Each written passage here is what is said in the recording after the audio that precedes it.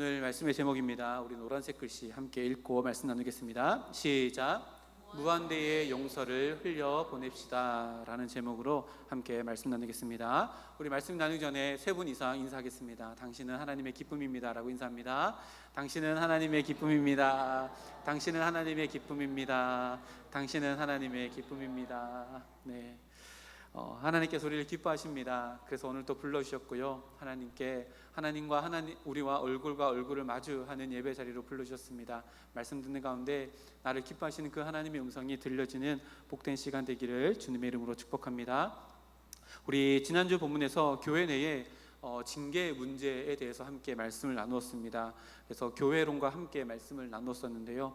그 징계함은 범죄한 형제를 벌하기 위함이 목적이 아니라, 그래서 추방하기 위함이 목적이 아니라 하나님께로 다시 되돌아올 수 있도록 하는 회개, 그리고 그 모든 과정 속에서 서로가 서로를 배려해야 하고, 그런 말미암아 교회가 거룩함을 회복해 나가는 것이 교회 내의 징계 문제의 핵심이다 라고 함께 말씀을 나눴습니다. 그리고 이어지는 본문이 바로 오늘 본문인데요, 오늘 본문은 우리가 다 너무나도 잘 아는 용서에 대한 말씀입니다.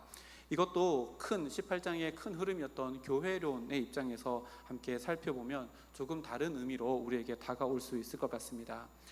교회를 이렇게 한번 정리해 볼까요? 교회는 하나님께 용서받은 자들의 모임임과 동시에 용서에 대한 의무를 짊어진 자들의 모임입니다. 그러니까 용서를 받았고 용서를 해 주어야 되는 사람들의 모임이 교회라고 이렇게 이야기할 수 있습니다. 그리고 교회를 하나의 큰 건물로 비유하자면 교회의 기초는 하나님께서 예수 그리스도의 십자가의 용서를 교회의 기초로 하고 있고, 그 위에 세워진 교회의 건물의 벽돌 하나하나는요 용서의 벽돌입니다.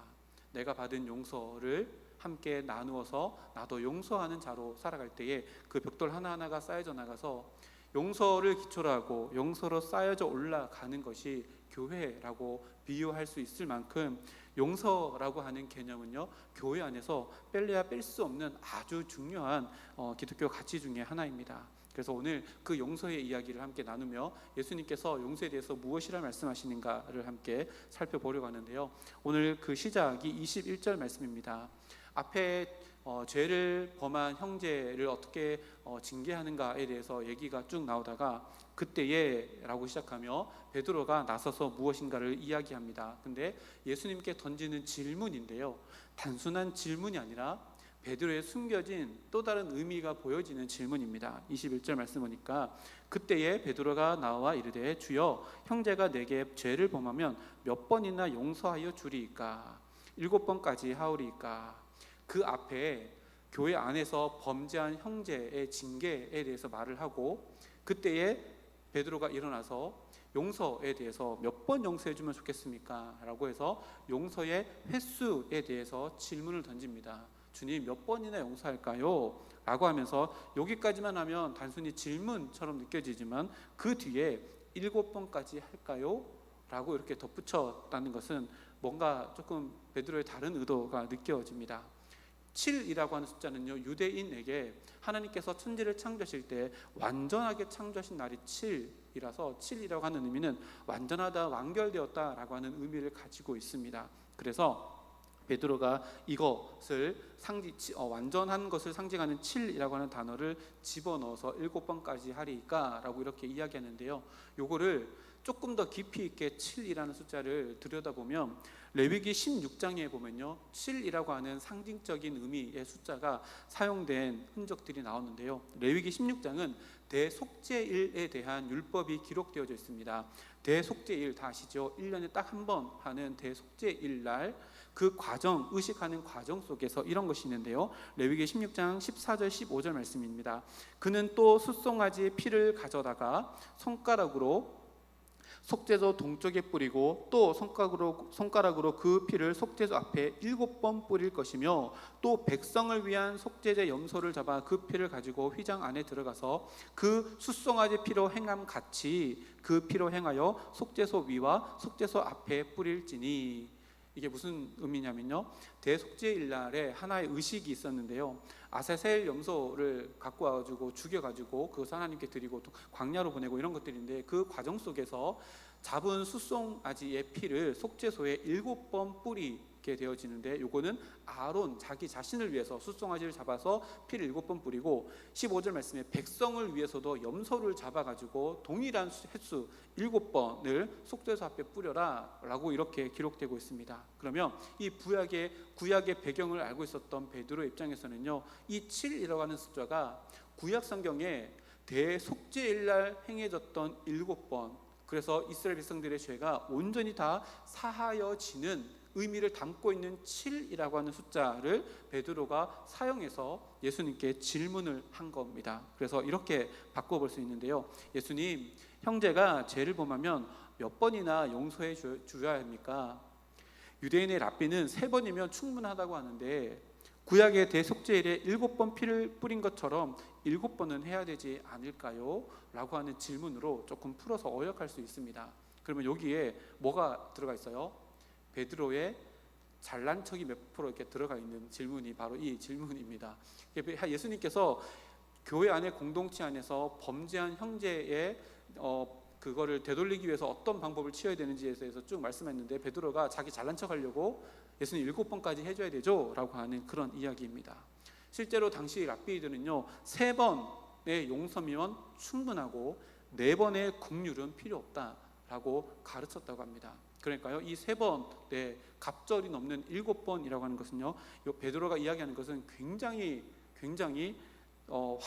관대한 조치이고 긍휼의 조치라는 것을 알게 되어집니다. 아마 베드로는 이렇게 질문하고 나서 예상 답변이 있었겠죠. 야, 베드로야, 네가 드디어 내 옆에 있더니, 야, 서당계 3년이면 진짜 실을 읊다더니 너 이제야 뭔가 되는구나 라고 할 줄 알았는데, 그렇게 대답하지 않으셨죠. 정확히 따져보면요, 되게 중요한 부분이 있습니다. 당시에 랍비들이 이야기했던 3번까지의 용서와 베드로가 말한 7번까지의 용서에 차이점이 있고 공통점이 있습니다. 차이점은요, 횟수의 차이점이죠. 네, 공통점이 있습니다. 뭘까요? 2개의 공통점이 있습니다. 3번의 용서와 7번의 용서. 이 모두는요, 용서가 완결될 수 있고 성취될 수 있다는 개념이 동일합니다. 3번이면 완결되어지고 7번이면 완결되어진다라고 하는 동일한 개념, 동일한 사고방식, 가치관이 있다는 것을 알게 되어집니다. 자, 그러면요, 이런 차이점과 공통점을 생각하고 베드로에게 하신 예수님의 답변을 보면요, 22절 말씀에 예수께서 이르시되 내게 이르노니 7번뿐 아니라 7번을 70번까지라도 할지니라. 예수님께서 야, 베드로야, 참 잘했다. 7번이면 진짜 너 갑절보다 플러스 1 해가지고 7번은 완전한 수인데 너 진짜 잘했다가 아니라 7번이 아니라 7번을 70번까지도 하라 라고 이렇게 이야기합니다. 이것을요, 주석을 찾아보면 2가지로 해석할 수 있습니다. 첫 번째는요, 7번을 70번 해라 해서 77번이 될 수도 있고, 7번을 70번에 곱하기 해가지고 490번이 될 수도 있습니다. 어떤 거를 선택하는 상관없지만 우리가 흔히 490번으로 잘 알고 있지요. 그래서 490번의 용서로 이것을 풀어서 설명을 하면, 예수님께서 과연 이 얘기를 유대인의 랍비들의 이야기했던 것처럼 용서의 횟수, 베드로가 이야기했던 것처럼 그보다 더 많은 횟수의 숫자로 490번을 이야기했을까? 조금만 생각해보면 아니라는 것을 알게 되어집니다. 한번 생각해 볼까요? 490번 용서를 해야 된다라고 하는 횟수의 의미로 이것을 생각해서 우리에게 적용해 보면요, 어떤 사람이 나에게 죄를 범했습니다. 그러면 장부를 펼쳐야죠. 나 한 번 용서해 준다, 한 번. 또 다시 했습니다. 그럼 2번, 야, 2번이다. 자, 발을정자 지금 2번 썼다. 그래서 5번 하면 발을정자 다 쓰고, 10번 했다, 발을정자 또 쓰고, 이렇게 해서 490번을 셀 수 있는 사람이 있을까요? 없습니다. 절대 없습니다. 이어 예수님께서 말씀하신 이 490번 용서는요, 숫자, 횟수로서 용서가 아니라 용서는 무한대의 용서라는 것을 이야기합니다. 조금 다르게 표현하면요, 용서는 끝이 없다. 용서는 성취할 수 있는 것이 아니라 그저 용서하는 삶을 살아가는 것이다 라는 이야기를 하고 계신 겁니다. 그래서 랍비가 이야기하는 3번이 아니라 네가 그보다 갑절이나 더 되고 7번 완전수라고 하는 7번까지 횟수가 아니라 완결되어지는 것이 아니라 끝이 없는 것이 용서다라고 이야기하며, 용서랑 성취해야 될 어떠한 덕목이 아니라 내가 품어야 될 덕목이고 살아내야 될 성품이며, 이 세상을 살아가는 동안 뗄 수 없는 친구처럼 늘 가까이 해야 되는 것이 용서다라고 이렇게 우리들에게 이야기하고 계신 겁니다. 이걸 어떻게 받아들이시나요? 3번이면 더 좋지 않을까요? 7번이면 더 좋지 않을까요? 근데 무한대 용서라는 것은 굉장히 부담스럽게 느껴지기도 합니다. 그런데요, 말씀을 묵상하고 묵상해 보면 이것이 490번의 무한대 용서가 부담이 아니라 오히려 우리에게 위로가 되어지는 말씀처럼 느껴집니다. 이렇게 한번 생각해 볼까요? 누군가가 나에게 씻을 수 없는 아픔을 나에게 주었습니다. 저질렀습니다. 그런데 내가 성경에 보니까 용서라는 말씀이 기록되어 있어서 용서를 합니다. 한번 만나서 용서를 한다라고 해서 하고, 또 만나서 이렇게 하다가 또 용서한다라고 했는데, 그래서 표면적으로는 그 사람을 용서를 했습니다. 표면적으로는 이렇게 용서를 했습니다. 그래, 괜찮아, 이거 뭐 잊어버리지 뭐 하고 용서를 했습니다. 근데 시간이 지나고 그 사람을 볼 때마다, 또한 어떤 상황 속에 있을 때마다 그 사람이 나에게 잘못했던 것들이 우리 마음 가운데 생각날 때가 있습니다. 그럼 용서가 진짜 완전히 완결되어진 걸까요? 아니요, 그렇지 않습니다. 우리의 마음에 표면적으로 용서했다라고 하지만 어느 순간 내 마음속에 그 옛 기억이 떠오르며 내 마음 가운데 분노, 억울함, 서러움이 밀려올 때가 있습니다. 그럴 때 예수님의 이 말씀 490번 그리고 무한대 용서를 생각하면요, 그렇지, 지금 내가 내 마음 가운데 표면적으로 용서했지만 내 마음 가운데 일어나는 이런 감정들, 이런 서러움들은 계속 내가 품고 가며, 하나님께서 나에게 십자가 용서를 주신 것처럼 그 용서를 늘 내 마음 가운데 품고 살아가야지. 그래서 무한대 용서, 해결되어지지 않더라도 내가 계속해서 용서의 마음을 품는 것이 진짜 용서라는 것을 지금 오늘 말씀 가운데 우리들에게 이야기하고 있습니다. 신실한 성도일수록요, 이런 마음에 지나가 버렸던, 용서하지 못했던 순간들에 대한 서러움, 그리고 복수의 마음, 분노의 마음이 사그라들 때마다 나에 대해서 실망하게 되어집니다. 아니, 내가 예수님의 십자가를 부인하지도 않고, 나는 예수님의 십자가를 생각할 때마다 눈물도 나는데, 나는 왜 그 사람을 표면적으로 용서했지만 내 마음 가운데는 왜 아직도 응어리가 남아있을까?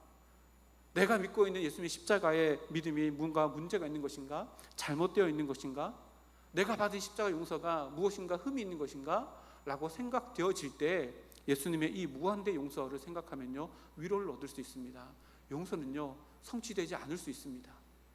죽을 때까지 내 마음 가운데 그 사람을 향한 표면적인 용서는 했지만 내 마음 가운데 그것이 사그라들지 않을 수 있습니다. 그러나 우리는 내 마음 가운데 있는 십자가의 사랑의 은혜, 그 용서를 가지고 품고 그 마음들을 계속해서 잘라내며 살아갈 수 있는 우리들에게 능력이 있다는 것을 오늘 이 말씀을 통해서 우리들에게 이야기하고 있습니다. 그래서요, 이 무한대 용서는요, 우리들에게 부담감이 아니라 때로는 우리들에게 위로를 주는 말씀입니다. 용서란 칼로 무 자르듯 싹도 잘라버려서 그 사람을 향한 어떤 대상을 향한 감정이 완전히 사그라들고 없어질 수 없다는 것을 예수님이 전제하고, 이것은 끝없는 용서의 과정이며 내가 예수님의 십자가의 사랑을 닮아갈 수 있는 훈련의 과정이다는 의미를 담아서 490번 무한대 용서를 우리들에게 가르쳐주고 있는 겁니다. 그래서요, 제가 제 스스로 이렇게 적용해봤습니다. 승일아, 용서가 참 힘들지, 용서가 잘 안 되지, 표면적으로는 용서했지만 네 마음에는 아직도 분노와 복수심이 남아있지. 괜찮아, 너의 믿음 없음 때문이 아니야. 용서란 원래 그런 거야. 끊임없이 내 마음에 십자가 용서를 채워나가는 과정이 바로 용서란다. 그래서 용서는 제한이 없어. 아니, 제한할 수 없어. 왜냐하면 완전할 수 없는 네 마음의 문제이기 때문이야. 우리의 마음의 문제이기 때문에요. 우리의 마음의 문제가 맷도 끊는 것이 칼로 무 자르듯이 되나요? 아니요, 절대 그럴 수 없습니다. 우리 마음 가운데 짊어지고 살아가며 예수님을 닮아가는 성화의 과정 가운데 우리에게 늘 품고 살아가야 되는 것이 이 용서이지, 3번 딱 잘라서 끝나고 7번 딱 잘라서 끝나는 것이 용서가 아니라는 말씀을 이 490번 무한대 용서를 통해서 우리들에게 가르쳐줍니다. 그러면 어떻게 이 무한대 용서, 끝없는 용서를 우리 마음 가운데 하며 살아갈 수 있을까요? 예수님께서 우리들에게 원하시는 용서는 일종의 훈련입니다. 나를 갈고 닦으시는 훈련입니다. 여전히 내 마음 가운데 천국과 어울리지 않는 마음들을 그 용서라는 것을 통해서 계속 필터링 해내는 것, 훈련이 바로 이것입니다. 내 연약한 부분들, 내 모진 부분들, 하나님 앞에서 너무나도 강해 있던 내 자존심들, 이런 것들을 다 깎아내는 작업이 바로 이 용서를 통해서 우리들을 빚어가시는 하나님의 손길이라는 것이 바로 이것입니다. 그리고요, 용서가 훈련이라고 하는 것은요, 나를 훈련시키는 주님과 가장 가까워질 수 있는 자리가 바로 이 용서의 자리라는 것을 의미합니다. 왜요? 내가 예수님의 십자가의 은혜로 말미암아 용서를 받았잖아요. 예수님의 용서의 자리는 십자가입니다. 내가 내 마음 가운데 해결되지 않는 용서의 이 마음을 붙들고 묵상하면 묵상할수록 우리는 어디랑 더 가까워지는 거예요? 예수님의 십자가와 더 가까워지는 겁니다. 그래서 주님과 더 가까워지는 유익이 이 용서의 훈련을 통해서 우리가 유익을 누릴 수 있다는 겁니다. 그리고 용서가 이 훈련이라고 하는 것은요, 훈련은 기초 체력을 우리들에게 허락해 주는 유익이 있습니다. 용서의 마음을 붙들고요, 용서할 수 없는 사람을 계속해서 용서하다 보면 내 마음 가운데 쓴뿌리들이 다 제거되어지고 주님과 주님의 십자가와 더 가까워지게 되면요, 이것이요, 용서라는 것이 기초 체력, 영적인 기초 체력이 되어서 용서라는 것 위에 하나님의 일하심을 행해 나갈 수 있는 능력이 되어진다는 것. 그래서요, 이 용서가 교회의 기초 체력과 마찬가지입니다. 무엇을 의미할까요? 교회 안에서요, 서로 용서하지 못하는 관계가 있으면요, 교회는요 절대로 일어날 수 없습니다. 왜요? 기초 체력이 약한데요. 어떻게 이걸 들을 수 있어요? 서로가 서로에게 용서하고 서로가 하나 되어지는 그 과정, 기초 체력이 없으면요, 교회는요 용서가 무너지면 그 위에 어떤 것도 세울 수 없습니다. 왜요? 이 용서가요, 하나님께서 예수님을 통해서 우리에게 주신 교회의 기초가 되어지는 십자가 용서가 기초이기 때문에 그렇고요, 교회가 세워질 때에 그 벽돌 하나하나가 다 용서이기 때문에 그렇습니다. 그래서요, 내 마음 가운데 용서하지 못한 자가 있다, 그러면요, 우리는 그 다음 단계 하나님의 더 놀라운 일들을 용서라는 기초 체력이 없기 때문에 할 수 없다는 것을 의미합니다. 그래서 이 용서를 깨닫는 것이요, 너무나도 중요하고 우리들의 신앙생활 가운데 하나님의 능력을 맛보고 하나님의 뜻하심을 이루어가는 것에 있어서 굉장히 중요합니다. 그래서 예수님은요, 제자들을 그런 용서의 사람으로 세우시고자 베드로의 질문에 대답을 하신 이후에 23절부터 35절까지 우리가 잘 아는 비유의 말씀을 합니다. 용서할 줄 모르는 종의 비유라고도 하고 1만 달란트 탕감받은 종의 이야기라고도 부르는 그 본문이요, 오늘 말씀 가운데 있는데요, 흐름은 아마 다 아실 거라고 생각되어집니다. 곧바로 본론으로 들어가 보면 23절 말씀에 비유의 시작을 이렇게 시작합니다. 그러므로 천국은 그 종들과 결산하려 하던 어떤 임금과 같으니 라고 하는데요, 뒤에 내용도 중요하지만요, 이 서론이 되게 중요합니다. 예수님께서 용서에 대해서 이야기하면서 가장 먼저 언급한 단어는요, 천국입니다. 천국에 대해서 갑자기 이야기를 하십니다. 용서에 대해서 이야기하면서 무엇을 의미할까요? 마태는 18장 말씀을 기록하면서 이 교회론이라고 하는 큰 틀 안에서 이것을 지금 엮어가고 있는데요, 천국은 하나님께 용서받은 자들이 있는 곳이고요, 용서받은 만큼 용서했던 자들이 있는 곳이 천국입니다. 교회가 이런 곳이라는 것을 이야기하고 있습니다. 교회도요, 용서받은 자, 그리고 용서해야 할 의무를 있는 자들의 모임이 교회입니다. 그리고 교회는요, 이 땅에 존재하는 천국의 모형입니다.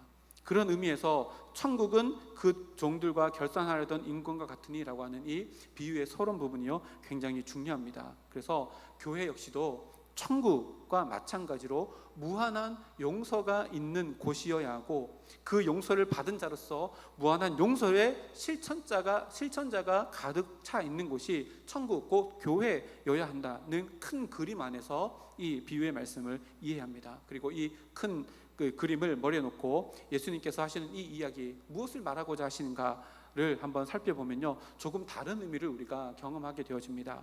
우리는 단순히 1만 달란트 빚진 자가 주인에게 탕감받은 은혜를 얻었지만, 정작 그에게 100달란트 100데나리온 빚진 자는 용서하지 못한 이야기, 결론짓고 용서는 이런 것이지, 내가 용서 받았으니까 용서해야지 라고 여기서 이야기하고 끝날 경우가 많습니다. 근데 여기서요, 한 걸음 더 나아가서 용서를 통해 하나님께서 이루고자 하시는 것이 무엇인가를 깨닫게 하는 것이 21절, 23절 이 서론 부분입니다. 다시 말하면요, 이 탕감받은 종을 통해서 예수님께서 원하시는 것은 그저 빚을 탕감받고 너도 빚을 탕감해 주어라, 요 표면적인 이 이야기가 아니라 예수님께서 이 주인의 입장에 서서 정말로 이 1만 달란트 탕감받은 자에게 원하는 것은 탕감 안에 들여져 있는 그 의미인데요, 주인이 용서라는 마음의 질서를 가지고 1만 달란트를 탕감해 준 것처럼 이 종도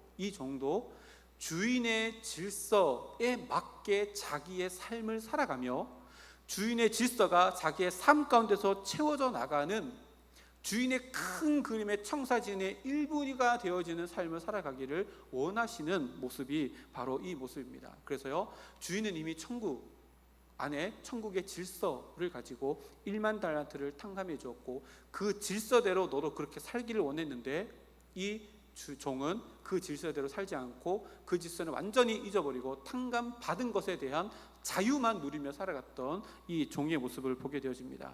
주인의 목표는요, 그저 탕감해 주는 것이 아니라 탕감받은 그 질서, 탕감 안에 있는 하나님의 질서, 용서라는 질서로 그 삶을 살아가기를 원했던 겁니다. 그런데요, 이 탕감받은 종은요, 주인의 질서가 아니라 자기의 감정, 자기의 기분 따라 살아가며 완전히 파괴의 열매를 맺으며 살아가는 이야기가 바로 오늘 본문의 말씀입니다.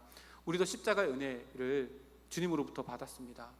받은 은혜를 이 세상 가운데 나타내보며 용서하는 인생을 살아가는 것은요, 단순히 용서하는 인생을 살아가는 것이 아니라 하나님의 용서의 질서를, 하나님 나라의 질서를 내 삶 가운데 채워져 나가면서 하나님의 나라인 천국을 확장해 나가는 보다 큰 의미, 넓은 의미의 삶을 우리에게 허락해 주셨다는 것을 오늘 말씀이 우리들에게 이야기하고 있습니다.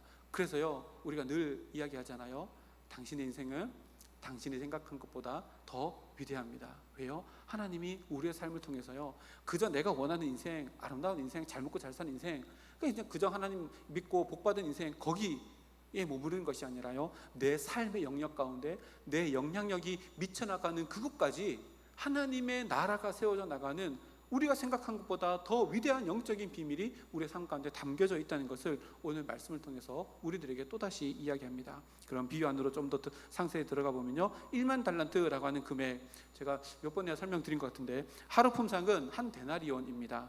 한 데나리온 하루 품삯인데요, 1년 동안 300일을 일한다고 하면 300 데나리온은 1년의 연봉입니다.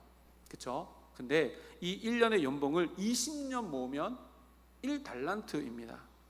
그러니까 20년 일하면 1달란트가 됩니다. 그러면 1만 달란트는요, 20만 년이 되는 품삯입니다. 그러니까 이거는 뭘 이야기하는 거예요? 천문학적인 수인데 갚을 수 없는, 헤아릴 수 없는 무한대의 잘못을 이야기하는 값어치가 바로 1만 달란트입니다. 어마어마한 숫자이지요. 그리고 이 1만 달란트의 빚은요, 갚을 수 없는 무한대의 빚인 하나님 앞에 죄인인 우리가 지었던 원죄의 문제를 가리키기도 합니다. 앞서서 기록된 용서의 가르침과 이렇게 같이 비교해 보면요, 490번의 용서가 우리에게 필요하다는 것을 이야기하고 있는 거죠. 우리는 무한대의 죄를 하나님께 지었기 때문에 무한대 용서가 필요하다는 것을 이야기하는 것과 마찬가지입니다. 그래서 두 번째로 살펴볼 것은요, 27절 말씀 보니까 그 종의 주인이 불쌍히 여겨 놓아 보내며 그 빚을 탕감하여 주었다. 여기서 탕감하여 주었다라고 하는 개념을 잘 이해해야 되는데요, 빚을 탕감해 준다라고 하는 것, 이 어떤 의미일까요? 두 가지 의미로 생각할 수 있습니다. 하나는 빚을 진 자의 입장에서, 그리고 또는 빚을 탕감해 줄 입장에서 요 탕감하다라고 하는 의미가 완전히 달라지잖아요. 빚을 진 자의 입장에서 빚을 탕감받았다라고 하는 것은요, 그 빚에 대한 책임과 의무를 완전히 벗어나게 되는 겁니다. 그래서 벗어나면 어떻게 돼요? 아싸, 이제 다 벗어났다, 뭐 이렇게 되는 거죠. 기쁨의 감격이 되는 거죠. 근데 이것을 반대로요, 빚을 탕감해 주는 자의 입장에서 탕감은 어떤 의미일까요? 이거 우리가 생각해야 됩니다. 왜 그럴까요? 우리도 빚을 빚을 청산받았고 또 빚을 탕감해 줘야 되는 입장에 우리도 서야 하기 때문에 이 입장을 생각하는 것은 굉장히 중요합니다. 그래서 빚을 탕감해 주는 자 입장에서 이 탕감이라는 단어를 생각해 보면 이렇습니다. 그 사람의 모든 빚을 내가 탕감해 준다는 것은 그 사람이 나에게 빚진 모든 것들에 대한 대가를 내가 짊어진다는 것을 이야기합니다. 정말 쉽게 표현 한번 해볼까요? 어떤 친구가 와가지고 야 진짜 급한데 네가 알잖아 나는 한 평도 안 되고 안 되는데 지금 너무 급한데 차를 좀 빌려주라. 지금 너무 상황이 급해. 해서 차키를 빌려줬습니다. 차키를 급하다니까 차키를 빌려줬는데 이 친구가 사고를 쳤습니다. 난폭 운전에 음주운전에 사고까지 나서 차가 완파됐습니다. 그리고 왔는데 차키만 꼽아가지고 차키만 저에게 주는데 야 차는 못 쓰게 됐다 미안하다. 야 주는데 탕감해 준다는 건 뭘 의미하는 거예요? 야 친구야 괜찮아 친구 좋다는 게 뭐냐 내가 알아서 할게 라고 하는 것은 그 모든 책임을 다 내가 짊어진다는 거고요. 가해자가 피해자가 되고 피해자가 가해자가 되어서 가해자가 행했던 모든 것들을 피해자가 다 짊어진다는 것을 의미합니다. 생각해 보십시오. 난폭 운전에 음주운전에 차가 완파될 만큼 했으면 인명사고라면 그것까지 다 책임져지는 것이 뭐예요? 탕감입니다. 그러니까 이게 탕감하는 것이요, 탕감 받았다라는 입장에서는 너무나도 기쁜 일이지만 탕감해 주는 입장, 다시 말하면 용서해 주는 자 입장에서는요 너무나도 무거운 짐일 수 없습니다. 근데 보세요, 주인이 탕감해 준 돈이요 20만 년을 일해야지만 갚을 수 있는 돈이라면 이 탕감의 무게가 주인이 느끼는 무게는 얼마만큼일까요? 탕감 받은 자는 모릅니다. 왜요? 자기가 안 갚았으니까요. 보세요, 이런 이야기를 들으면요 누가 떠올라요? 당연히 예수님이 떠오르시죠. 이 탕감이라는 단어를만 생각하면요, 탕감 생각해 보세요. 탕감해 주는 자 입장에서는요 제가 이렇게 표현했습니다. 자발적인 고생으로 들어가는 겁니다. 우리가 사서 고생이다라고 하는데 자발적인 고생으로 들어가는 겁니다. 피해자인데요, 야 내가 가해자 할게, 가해자가 되는 겁니다. 그리고 그 모든 형법, 민법상의 모든 것들을 다 자기가 짊어지는 자발적인 고생길로 가게 되어지는 건데요, 우리가 성도이기 때문에 이 길을 걸었던 분이 바로 예수님이라는 것을 우리가 너무나도 잘 압니다. 자발적인 고생, 그리고 복수하지 않겠다는 선언, 예수님이 십자가에서 행하신, 우리들에게 행하신 사랑입니다. 오늘 새벽 우리가 고린도후서 말씀을 통해서도 예수님의 그 십자가 사랑을 이렇게 표현해서 함께 나눴잖아요. 예수님께서 십자가로 가신 것은요, 선택은요 불평등의 선택이었습니다. 예수님에게 십자가는요 너무나도 불평등하고 불공평한 선택입니다. 그럼에도 불구하고 그것을 했던 것은요 우리의 모든 원죄의 문제를 다 짊어지시고 탕감해 주시기 위한 자발적인 고생이었고 스스로 선택하신 불평등의 선택이었습니다. 이것을 통해서 이 1만 달란트 빚진 자가 완전히 다 탕감받게 된 겁니다. 근데요 이 주인이, 아까 얘기했잖아요, 이 주인이 그 1만 달란트 빚진 종에게 원하는 것은 단순히 탕감받은 것에 대한 자유가 아니라 내가 탕감해준 이 사랑의 질서, 용서의 질서대로 너도 그렇게 살아가기를 원한다 라고 하는 마음이 숨겨져 있는 것이 이 주인의 큰 그림입니다. 이렇게 1만 달란트 빚진 자는요 주인의 자발적인 고생, 불평등의 선택을 통해서 모든 채무에서 다 탕감받고 이제는 자유로운 사람이 되었습니다. 그런데 예수님의 이야기가 여기서 끝나지 않았습니다. 야, 너 자유롭게 이제 인생이 됐어. 자유롭게 인생을 살아. 그리고 비유가 끝나지 않고요, 그 뒤에 이야기가 있는데, 카메라 앵글이요 주인의 집에 있다가 앵글로 딱 돌아가는데 탕감받은 종의 뒤를 비추면서 탕감받은 종이 어떻게 인생을 살아가는지 카메라 앵글이 딱 비춰집니다. 그리고요 이 1만 달란트 탕감받은 종에게 주인의 질서, 용서의 질서대로 살아갈 수 있는 기회가 찾아옵니다. 어떤 기회일까요? 28절 말씀에요, 자신에게 100데나리온 빚진 친구를 만나는 기회, 이 기회를 통해서 주인의 용서의 질서를 실행할 수 있는 기회를 얻게 되어집니다. 근데 28절에 어떻게 기록하냐면, 이 종이 나가서 자기에게 100데나리온 빚진 동료 한 사람을 만나 붙들어 목을 잡고 이르되 빚을 갚으라 하매. 자, 이제 기회가 찾아왔습니다. 그렇죠? 그래서 100데나리온, 야 100데나리온은 얼마예요? 석 달 여름을 일하면은 갚을 수 있는 금액이잖아요. 그 금액을 야, 내가 이런 사랑을 받았는데 너 그거 없던 일로 하자. 그거 내가 책임질게. 라고 할 수 있는 기회를 얻었는데 첫 만남부터 그 기회를 선용하지 못하는 뉘앙스가 완전히 풍풍 풍겨납니다. 그래서 요거를요, 요 9절과 24절과 25절, 주인이 1만 달란트 빚진 종을 부를 때 장면과 비교해 보면요, 24절부터 25절까지인데, 결산할 때에 10,000달란트 빚진 자 하나를 데려오매 빚을 갚을 것이 없는지라 주인이 명하여 그 몸과 아내와 자식들과 모든 소유를 다 팔아 갚게 하라 하니. 자, 주인은요, 그 종을 결산할 때까지 기다렸다가 1만 달란트 빚진 종을 잡아온 게 아니라 데려옵니다. 그래서 멱살도 잡지 않았습니다. 포승줄도 묶지도 않았습니다. 그리고 빚을 갚으라는 명령은 합당한 것이었습니다. 근데 이 1만 달란트 탕감받은 종은요, 자신의 동료입니다. 자신의 동료를 만나자마자 뭐부터 하는 거예요? 일단 멱살부터 잡고 보는 거죠. 야, 돈 안 갚을래? 멱살부터 잡는 거죠. 생각해 보세요. 이 100다녀를 빌릴 때 언제까지 갚겠다라고 하는 기한이 있었겠죠. 근데 주인은 결산할 때까지 기다렸다가 자기의 종을 데려왔는데, 만나자마자 결산할 때도 안 됐는지도 잘 모르겠지만 멱살 잡고 붙들며 흔들면서 야, 돈 갚아 라고 하고 막 흔들고 있습니다. 벌써부터 주인에게 받은 사랑, 긍휼, 용서의 은혜의 질서가 완전히 무너지고 있습니다. 그 다음을 볼까요? 29절 말씀 보니까요, 그 동료가 엎드려 간구하여 이르되 나에게 참아주소서 갚으리이다 하되. 자, 두 번째 기회가 찾아왔습니다. 왜 이게 기회일까요? 지금 이때라도 이 1만 달란트 탕감받은 종이 주인의 용서의 질서대로 행할 수 있는 기회가 찾아왔습니다. 이게 왜 기회냐면요, 29절이 26절 말씀과 비교해 보면요, 똑같습니다. 보세요. 26절에 그 종이 1만 달란트 빚진 종이 엎드려 절하여 이르되 내게 참으소서 다 갚으리이다. 자기가 했던 그대로 자기 눈앞에 동료가 똑같이 합니다. 엎드려 간구하여 나에게 참아주소서 갚으리이다. 똑같은 장면이 지금 두 번 반복되는데 마치 데자부처럼.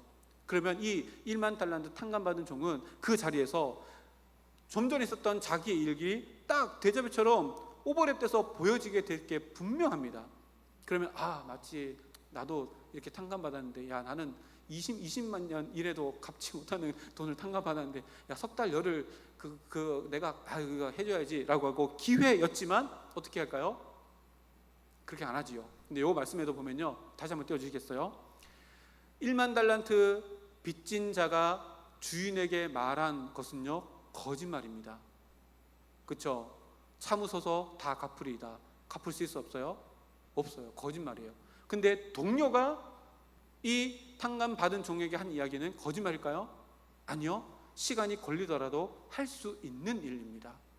하루 벌어서 이틀 먹고 하루는 모으면 석 달 열으니까 4달, 6달만 하면 갚을 수 있는 실제 가능한 사실입니다. 근데 자기는 거짓말했는데 탕감 받았는데, 얘는 사실 이야기했는데 탕감 못 받고 그 뒤에 어떻게 일어나요? 30절 말씀에요. 허락하지 아니하고, 지가 뭔데 허락하지 아니하고, 이에 가서 그가 빚을 갚도록 옥에 가두거늘. 이제 완전히 기회는 없어졌습니다. 보세요. 용서 받은 자의 삶은요, 이런 기회들로 넘쳐납니다. 근데요, 이 종은 그것이 기회로 보이지 않았습니다. 왜 그럴까요? 자신이 탕감받은 것의 진짜 모습을, 자기의 모습을 보지 못했기 때문에 그렇습니다. 걔 눈에는 뭐만 보여요? 네, 그것만 보이잖아요. 그렇죠? 똑같습니다. 자기가 탕감받은 것이 무엇인지, 자기 자신이 탕감받은 그 은혜를 보지 못하기 때문에 이 기회를 보지 못한 겁니다.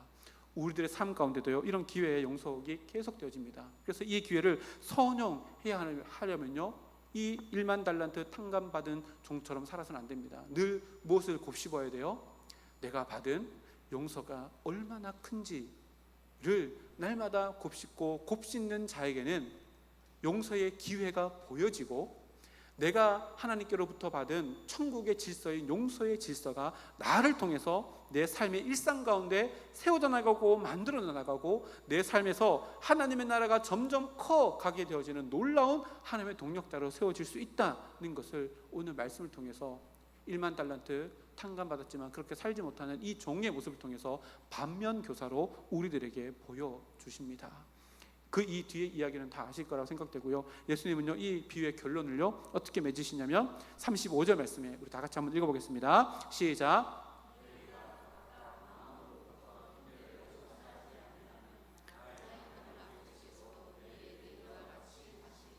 아멘. 여기서 중요한 것이 있는데요, 마음으로부터입니다. 마음으로부터. 기독교에서 말하는 용서는요, 세 가지 차원이 있다라고 이렇게 상식적으로 이야기합니다. 세 가지 차원이 뭐냐면요, 앞에 화면에 있습니다. 수직적인 차원, 그리고 수평적인 차원이 있고요, 그 사이에 무엇이 있냐면 내면적인 차원의 용서가 있습니다. 이 세 가지를 이해하는 것이 굉장히 중요합니다. 수직적인 차원의 용서는요, 1만 달란트 빚진 자가 주인으로부터 전폭적인 용서를 받은 것을 의미합니다. 우리가 아무 공로 없지만 값 없이 받은, 그러나 값으로 살 수 없는 십자가의 용서가 하나님으로부터, 수직적인 관계인 하나님으로부터 나에게 주어진 것, 이것이 용서의 첫 번째이고요. 두 번째 용서는 수평적인 용서인데요, 그 용서 받은 자로서 나도 용서하는 인생을 살아가는 것을 이야기하는데, 그 사이에 무엇이 있냐면 내면적인 차원의 용서가 있습니다. 이것을요 붙드는 것이 진짜 중요한데요, 이것이 무엇이냐면 490번 무한대의 용서입니다. 무한대의 용서입니다.